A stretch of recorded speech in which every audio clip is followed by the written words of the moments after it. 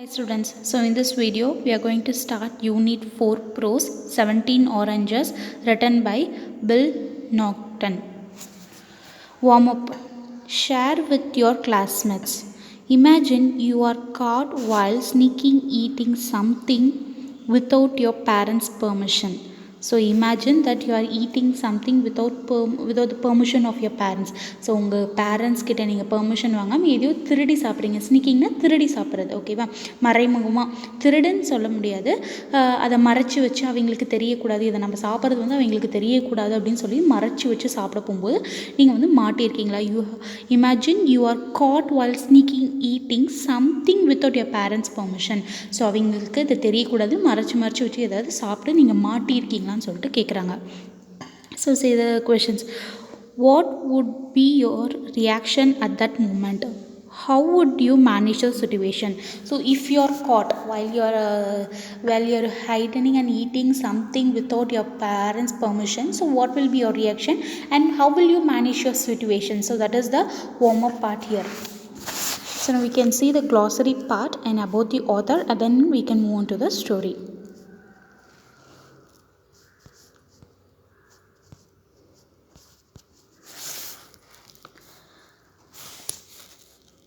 About the author. So the 17 Oranges is written by Bill Norton. So William John Francis Norton, known as Bill Norton, was born on 1910 and died on 1992. Was an Irish-born British playwright and author. So the picture is Bill Norton. So her full name is William John Francis Norton. Is known as Bill Norton. So William John Norton தான் வந்துட்டு Bill Norton சொல்லிட்டு நம்ம வந்துட்டு கேள்விப்பட்டிருக்கோம். And he was born in 1910 and died on 1992. So he is an Irish-born British playwright and author. So இவர் வந்துட்டு ஐரிஷில் பிறந்து but பிரிட்டிஷில் வந்துட்டு எழுதிட்டுருக்காரு. வாட்னா playwright and author. He worked as a weaver, coal bagger and lorry driver before he started writing. So இவர் வந்து viewer, அதாவது நெசவு பண்ணுறவர், அதுக்கப்புறம் கோல் பேக்னு நிலக்கரியில் எடுத்துகிட்டு போகிறாங்க இல்லையா அந்த வேலை, and then lorry driver. So before he started to writing the play right and author, he was a weaver, coal bagger and lorry driver. His preferred environment was working class society, which is reflected in much of his work. So இவர் எப்பயுமே வந்துட்டு இவர் என்ன prefer பண்ணுவார், அதாவது ஒரு play right ஆகட்டும், ஒரு நாவல் ஆகட்டும், எந்த ஒரு ஷார்ட் ஸ்டோரி ஆகட்டும், இவர் எதை பற்றி எழுதினாலும் ஒரு ஒர்க்கிங் கிளாஸ் சொசைட்டி, அதாவது தினம் வந்துட்டு வேலை செய்கிறாங்க இல்லையா அவங்கள பற்றி எழுதுறது தான் வந்துட்டு இவர் வந்துட்டு ரொம்ப மோஸ்ட்டாக ப்ரிஃபர் பண்ணுவார். அதாவது என்விரான்மெண்ட்டுக்கு தகுந்த மாதிரி இவங்க ஒர்க் பண்ணுறாங்க இல்லையா அதுதான் வந்துட்டு மோஸ்ட்டாக இவர் வந்துட்டு ப்ரிஃபர் பண்ணுவார். And which is reflected much in his work, அதாவது இவர் வாழ்நாளில் வந்துட்டு நிறைய வேலைகள் செஞ்சுருக்கார் இல்லையா அதை பற்றி தான் வந்துட்டு நிறைய வந்துட்டு எழுதியிருக்காருங்கிறாங்க. He wrote many novels, short stories, plays and children's book. So இவர் வந்துட்டு novel, stories, short stories, plays and children's book நிறைய எழுதியிருக்காரு. He is best known for the play Alif. So இவர் வந்துட்டு இந்த பிளே அலிஃப், அதாவது ட்ராமா இருக்கு இல்லையா அந்த அலிஃப் அப்படிங்கிற ட்ராமாவுக்கு வந்து ரொம்ப வெல் பாப்புலரான ட்ராமா. ஸோ இந்த ட்ராமா அந்த பிளே வந்துட்டு is converted into movie 2 times. So 2 தடவை வந்துட்டு அந்த மூவி அலிஃபுங்கிற ஸ்டோரியை வந்துட்டு 2 times வந்துட்டு ஃபிலிம் பண்ணியிருக்காங்க, மூவி பண்ணியிருக்காங்க. அண்ட் ஆல்சோ இவரோட நிறைய நாவல்ஸை வந்துட்டு மூவியாக வந்து கன்வெர்ட் பண்ணியிருக்காங்க.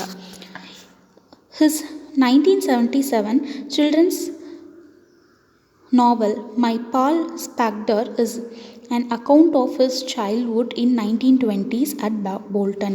ஸோ 1977 நடந்த ஒரு சைல்ட்ஹுட் மெமரிஸை தான் வந்துட்டு இவர் மை பால் ஸ்பெக்டர் அப்படிங்கிற ஒரு நாவலில் வந்துட்டு 1920 வந்துட்டு அட் போஸ்டனில் வந்துட்டு எழுதியிருக்காரு அப்படிங்கிறாங்க. Docks an enclosed area of water in a port for the loading, uploading and repairs of ship. So docks அப்படிங்கிறது உங்களோட புக்லேயே வந்துட்டு கொடுத்துருப்பாங்க பாருங்கள், இதுதான் டாக்ஸ், இந்த ஏரியா பேர் தான் டாக்ஸ்ன்னு சொல்லுவாங்க. ஸோ ஷிப் வந்துட்டு ஒரு இடத்துல நிற்கும் இல்லையா, ஸோ அதுதான் டாக்ஸ். ஸோ இந்த ஏரியாவுக்கு பேர் தான் வந்துட்டு டாக்ஸ் அப்படின்னு சொல்லுவாங்க. And then the person who is wearing the blue colour, so this is called apron. அப்ரான்னு சொல்லிட்டு சொல்லுவாங்க. ஸோ அது க்ளாசரியில் பார்ப்போம். அப்புறம்னா இந்த கிச்சன் ஷெஃப்பு இல்லைன்னா வந்துட்டு நம்ம கிச்சனில் வேலை செய்ய போகும்போதே நம்ம வந்துட்டு ஒரு கிளாத், அதாவது நம்ம ட்ரெஸ்ஸுக்கு மேலேயே ஒரு கிளாத் போட்டு நம்ம ட்ரெஸ் அழுக்காயிடக்கூடாதுன்னு சொல்லிட்டு போடுவாங்க இல்லையா, அதுதான் வந்துட்டு அப்ரான் அப்படின்னு சொல்லுவாங்க.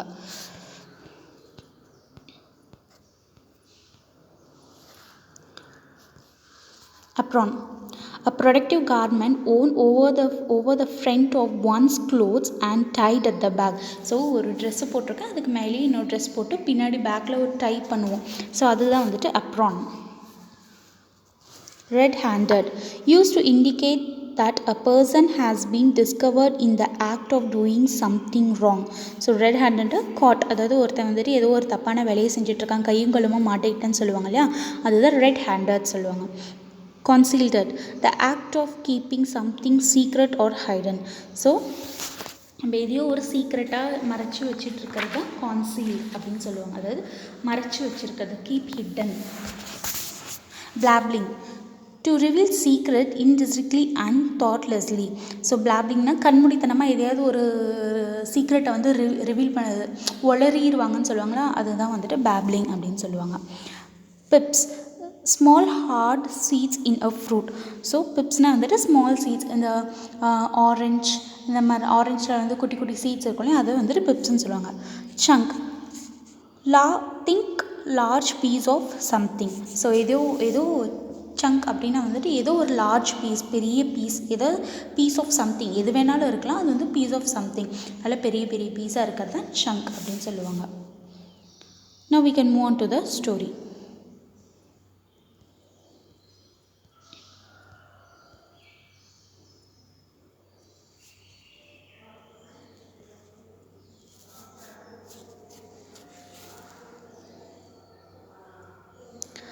In the story 17 Oranges, let us see if the narrator is able to clearly manage a tricky situation or not. So இந்த ஸ்டோரி வந்துட்டு ஒரு நரேட்டரே வந்துட்டு சொல்கிற மாதிரி சொல்லியிருக்காங்க. இந்த நரேட்டர் தான் வந்துட்டு நம்மளுக்கு நரேட் பண்ணுற மாதிரி இந்த ஸ்டோரி வந்து டேக் பிளேஸ் ஆகிருக்கு. So here they are saying the story 17 Oranges. So now we can see how the narrator is going to clearly manage the tricky situation. So he has got up in some matter and he need to clear how the situation is there and how he will manage the tricky situation. So ஒரு ஏதோ ஒரு tricky சிச்சுவேஷனில் மாட்டிக்கிட்டார், எப்படி அதை வந்து over come பண்ணுறாருன்னு தான் இந்த story. Oranges, I was fond of them. I used to eat them all days and every day. But one day a policeman found 17 oranges hidden away in my pockets. He locked me up and I have never eaten an orange again. So oranges, so he is explaining the story. So he is a narrator of the story and he is explaining the story to us. So oranges, so I was fond of them. So oranges na எனக்கு ரொம்ப பிடிக்கும், fond like அப்படின்னு அர்த்தம். So I was very fond of oranges. I used to eat them all days and every day. So I used to eat, so the narrator he used to eat the oranges every day, all day and every day. தினமும் வந்துட்டு அவர் என்ன பண்ணுவார், orange வந்து சாப்பிடுவார். But one day a policeman found 17 oranges hidden away in my pockets. He locked me up and I have never eaten an orange again. So ஒரு நாள் வந்துட்டு policeman வந்துட்டு ஒரு 17 ஆரஞ்சஸ் வந்துட்டு என் பாக்கெட்டில் நான் வச்சுருந்தது வந்துட்டு பார்த்துட்டாரு. அதை பார்த்துட்டு என்னை வந்துட்டு அவர் வந்துட்டு அதாவது ப்ரிசனில் வச்சு லாக் பண்ணிட்டாரு. ஸோ அன்னையிலேருந்து நான் வந்துட்டு ஆரஞ்சு சாப்பிட்றதையே விட்டுட்டேன் அப்படின்னு சொல்லிட்டு சொல்கிறாரு. I want to tell you the story. So this is the base of the story. So இவர் வந்துட்டு ஏன் வந்துட்டு ஆரஞ்சு சாப்பிட மாட்டார், ஏன் போலீஸ் வந்துட்டு அவருக்கு 17 ஆரஞ்சஸ் வச்சதுனால ப்ரெசென்ட்டில் போட்டாங்க, ஏன் அதுக்கப்புறம் வந்துட்டு ஆரஞ்சு சாப்பிட்ல அப்படிங்கிறது ஒரு ஸ்டோரியாக வந்துட்டு நம்மளுக்கு சொல்கிறாரு. I want to tell you story. I was driving a little pony and cart for a shift delivery company and I often went in and out of the docks. So I was driving, so நான் வந்துட்டு I used to drive a little pony cart. So தள்ளு வண்டின்னு சொல்லுவாங்க இல்லையா, அந்த மாதிரி வண்டி. So he used to drive that cart to the shift delivery company. So he is working under shift delivery company. So ஒரு பொருளை வந்து ஒரு கம்பெனி வந்துட்டு அந்த கம்பெனிக்கு மெட்டீரியல்ஸ் இருந்துச்சுன்னா அதில் வச்சு எடுத்துகிட்டு போகிற ஒரு சின்ன வேலை தான் வந்துட்டு செஞ்சிட்ருக்காங்க. And I was often in and out of dogs. So he will go into the dogs and out to the dogs because he needs to carry the delivery parts from the ship to the ஷோர்னு. So அதுதான் ஷிப்லேருந்து நம்ம வந்து ஷோருக்கு கொண்டு வந்து அதை மெட்டீரியல்ஸ்லாம் வந்துட்டு கொண்டு வந்து வைக்கணும். ஸோ அந்த வேலை தான் பண்ணுறாரு. So for the time he often நிறைய டைம் வந்துட்டு அந்த டாக்ஸ்குள்ளே போயிட்டு ரிட்டன் வருவார். I was not really a thief, but I usually left the dogs with something under my apron. I had made the apron myself and it was a big one. So I was not really a thief. நான் வந்துட்டு ஒரு திருடன் கிடையாது. But usually left the dogs with something under my apron. So அப்புறம்னா முன்னாடியே சொல்லிட்டேன், அந்த dress போட்டிருப்பாங்க இல்லையா. So see that picture. So இதுதான் வந்துட்டு அப்ரான். ஸோ இந்த ட்ரெஸ் தான் வந்துட்டு அப்ரான்னு சொல்லிட்டு சொல்கிறாங்க. So usually I will have something in my apron. So அந்த அப்ரான் வந்துட்டு நான் எனக்கு நானே ஸ்டிச் பண்ணிட்டது. And it was big one. So அதனால் நான் பெருசாகவே வந்துட்டு நான் தைச்சிருக்கேன். அந்த அப்ரானை உடம்போடு ஃபிட் பண்ணாமல் இல்லாமல் கொஞ்சம் லூஸாகவே தைச்சிருக்கேன். And also every time I use to come out of the docks with something filled with that apron. So அந்த அப்ரானில் வந்துட்டு நான் எதையாவது ஃபில் பண்ணிட்டு தான் நான் வருவேன். பட் நான் வந்துட்டு I am not a thief. When there was a banana boat in the docks, I drove my little cart beside it. So அப்போ there was a banana boat. ஒரு banana boat இருக்கு போகும்போது என்ன பண்ணேன், என்னோடய லிட்டில் கார்ட், அதாவது little சின்ன வண்டியை வந்துட்டு அதுக்கு பக்கத்தில் beside it, அதுக்கு பக்கத்தில் கொண்டு போய் நிறுத்திக்கிட்டேன். Sometimes bunches of bananas fell to the ground. Often my friends kicked a bunch to me from the boat. I always picked up the bananas quickly and hid them under my apron. So sometimes, so அன்னைக்கு வந்துட்டு போட்டில் bananas இருந்துச்சு. So நான் அதுக்கு பக்கத்தில் போய் நின்றுட்டேன். But sometimes many banana of bunches would fall in the docks and he use to take that bananas and hidden in the apron. Sometimes his friends would use to kick the bananas. போட்லேருந்து உதச்சி விடுவாங்க. So அந்த bananas எடுத்து என்ன பண்ணுவாங்க, அவங்களோட அப்ரானில் வந்துட்டு hit பண்ணிக்குவாங்க, அதாவது ஹைட் பண்ணிக்குவாங்க. Then I spent the rest of the day eating bananas. I like bananas, but I like oranges best of all. So அந்த bananas, bunch of bananas எடுத்து என் அப்ரானில் ஒழிச்சதுக்கப்புறம் I used to spend the rest of the days with eating bananas. So அந்த பனானாஸை சாப்பிட தான் வந்துட்டு நான் அந்த டேவே ஃபுல்லாக வந்துட்டு இது பண்ணுவேன். ஸோ அந்த டே ஃபுல்லாக வந்துட்டு பனானாஸ் தான் சாப்பிட்டுட்ருப்பார். So he liked bananas also, but he likes oranges best of all. So banana விட அவருக்கு வந்துட்டு ஆரஞ்சஸ் தான் வந்துட்டு ரொம்ப பிடிக்கும். I only took things when I found them. But some people planned a theft very carefully. Clem Jones was a very careful planner. Let me tell you about Clem. So always I took only things when I found them. So அது என்கிட்ட இருந்தால், அதாவது எனக்கு நான் கண்டுபிடிச்சி எடுத்தால் மட்டும்தான் அந்த திங்ஸை நான் எடுப்பேன். But some peoples are very cleverful theft. So நிறைய பீப்புள்ஸ் வந்துட்டு ரொம்ப கிளவராக பிளான் பண்ணி அதாவது ராபர் பண்ணுறவங்களாம் நிறைய பேர் இருக்காங்க, அதை திருடுறீங்க நிறைய பேர், பிளான் பண்ணி திருடுறீங்களாம் நிறைய பேர் இருக்காங்க. So Clem Johnson was a careful planar. So Clem Johnson அப்படிங்கிற ஒருத்தர் வந்துட்டு ரொம்ப கேர்ஃபுல் பிளானர், ரொம்ப கச்சிதமாக வந்துட்டு யோசித்து பிளான் பண்ணி வந்து திருடுவாங்க. ஸோ நான் அவங்கள பற்றி ஒரு ஸ்டோரி சொல்கிறேன். One day Clem was out of the docks. He was carrying a box. What have you got in here? Asked Pongo the policeman. So ஒரு நாள் வந்து Clem was coming out of the docks and he was carrying a box. So by the time Pongo the policeman, so Pongoங்கிறது ஒரு policeman. So here the policeman asked Clem, so what are you carrying in your hand and what is that? So நீங்கள் என்ன box வச்சுருக்கீங்க, அது என்னன்னு சொல்லிட்டு கேட்குறாங்க. A cat, replied Clem. Please don't make me to open the box. The cat will run away. A cat? Pongo said. I don't believe you. Open the box. But the cat will run away. Clem said again. So அவர் வந்துட்டு என்ன சொல்கிறேன்னு, பாக்ஸில் என்னமோ வச்சுருக்கேன், என்னன்னு சொல்லி திறந்து காமிங்க அப்படின்னு சொல்லிட்டு போங்கோ த போலீஸ் மேன் வந்துட்டு கிளெம் கிட்ட கேட்குறாங்க.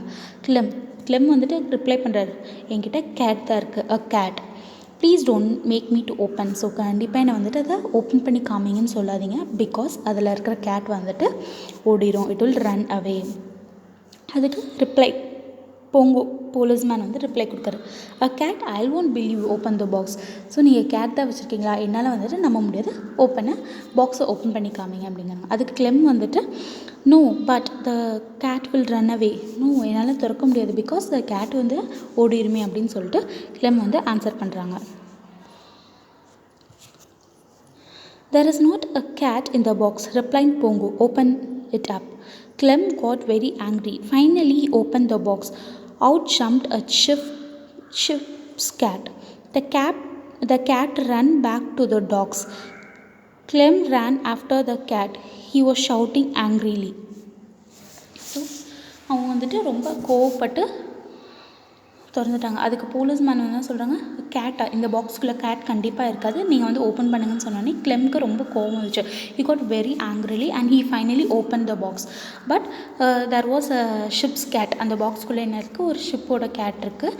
அந்த கேட் என்ன பண்ணுச்சு, வேகமாக அந்த பாக்ஸ் திறந்த உடனே it run back to the docks. அந்த ஷிப் இருக்குல்ல, டாக்ஸு அங்கேயே வந்துட்டு திருப்பி வந்துட்டு ஜம்ப் பண்ணி ஓடிடுச்சு. Clem run after the cat, he was shouting angrily. So கிளெம்மும் என்ன பண்ணுறாங்க, அந்த கேட் பின்னாடியே ஓடுறாங்க, ரொம்ப கோவமும் வந்து கத்திக்கிட்டே வந்துட்டு அந்த கேட் பின்னாடியே ஓடுறாங்க. So the remaining part of the lesson we can see in next video. Thank you.